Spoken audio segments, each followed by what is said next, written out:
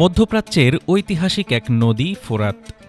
আজ থেকে প্রায় ১৪০০ বছর আগে মহানবী হজরত মুহাম্মদ সাল্লাল্লাহু আলাইহি ওয়াসাল্লাম ভবিষ্যদ্বাণী করে গিয়েছিলেন, কিয়ামত ততক্ষণ পর্যন্ত সংঘটিত হবে না যতক্ষণ পর্যন্ত না ফোরাত নদীর পানি শুকাবে আর সেখান থেকে স্বর্ণের পাহাড় প্রকাশ পাবে, আর মানুষ তা নিয়ে যুদ্ধে লিপ্ত হবে, যার মধ্যে শতকরা ৯৯% নিহত হবে।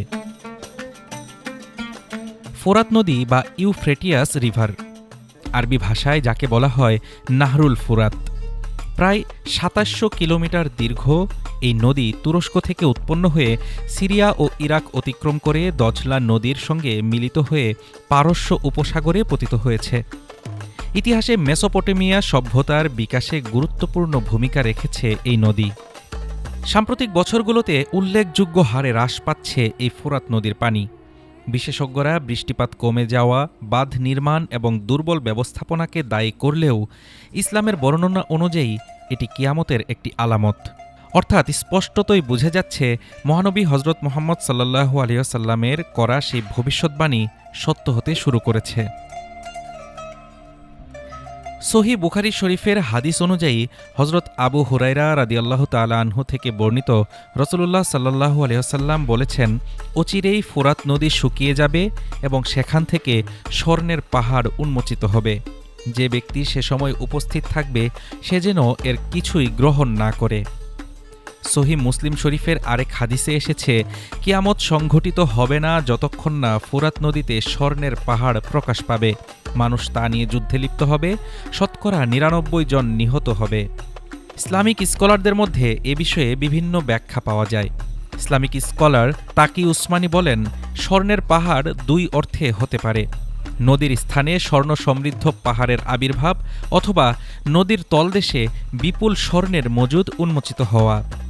অন্যদিকে ইবনে হাজার আসকালানি তার বিখ্যাত গ্রন্থ ফাতহুল বারীতে উল্লেখ করেন, এ ঘটনা ইমাম মাহদির আগমনের পূর্বে সংঘটিত হবে।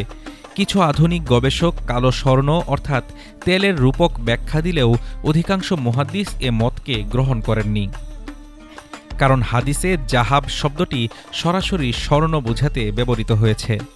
ফোরাত নদী নিয়ে মহানবী সাল্লাল্লাহু আলাইহি ওয়াসাল্লামের দ্বিতীয় হাদিসটির দিকে যদি তাকানো যায়, যেখানে বলা আছে ফোরাত নদী শুকিয়ে গেলে বেরিয়ে আসবে এক স্বর্ণের পাহাড়, আর সেই স্বর্ণের জন্য মানুষের মাঝে শুরু হবে যুদ্ধ, এবং সেই যুদ্ধের ভয়াবহতা এতটাই হবে যে অংশগ্রহণকারীদের মধ্যে মাত্র ১% মানুষ প্রাণে বাঁচবেন।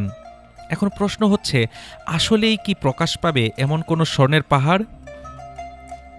বাস্তবে দেখা যাচ্ছে ফোরাত নদী শুকিয়ে যাওয়ার পর এর তলদেশ থেকে উন্মোচন হয়েছে এক সুড়ঙ্গ, যে সুড়ঙ্গে আছে নিখুঁত সিঁড়ি ও অবকাঠামো।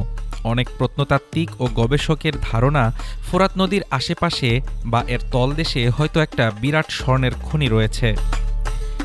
কেউ বলছেন এটি একটি প্রাকৃতিক খনি, যাতে প্রাকৃতিক নিয়মেই স্বর্ণ জমা হয়েছে। আবার কারো মতে এটি প্রাচীন কোনো সভ্যতার রেখে যাওয়া গুপ্তধন। তবে কি এই সুড়ঙ্গ পথ ধরে এগুলেই পাওয়া যাবে সেই স্বর্ণের খনি? যদিও এই বিষয়ে এখনও নিশ্চিত করে কেউ কিছুই বলতে পারেননি। সাম্প্রতিক সময়ে ইন্টারনেটে কিছু ভিডিও ভাইরাল হয়েছে, যাতে দেখা যায় মানুষ ফোরাত নদী থেকে পাথরের টুকরার মতো স্বর্ণের টুকরাও পাচ্ছে। তবে এই ভিডিওর সত্যতা সম্পর্কে নিশ্চিত হওয়া যায়নি। ফোরাত নদী শুকিয়ে স্বর্ণের পাহাড় প্রকাশ, এটি কিয়ামতের একটি বড় আলামত হলেও এর পূর্ণ বাস্তবায়ন এখনও দেখা যায়নি।